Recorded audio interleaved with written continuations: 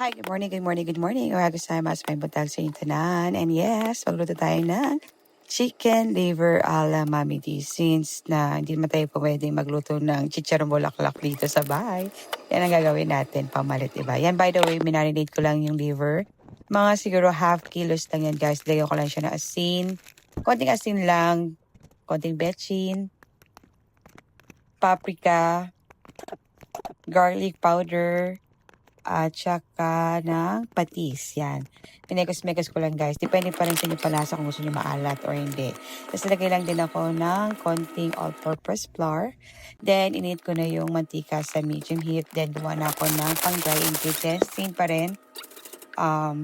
All-purpose flour, cornstarch, yan, paminta, paprika, garlic powder, asin.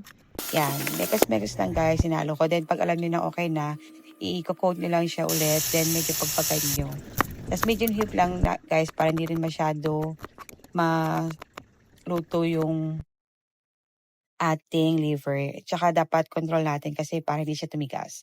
Yan, gumawa rin pala ako ng suka dyan na sausawan. Mas masarap talaga yan, guys, kung meron siyang pipino. Kaso nga lang anak ko, bumili na ako ng pipino, mahilig sa pipino, ginagawa niya talagang snack. Wala na akong nalagay dyan, kaya naglagay lang ako ng sili. And thank you for watching and happy tummy!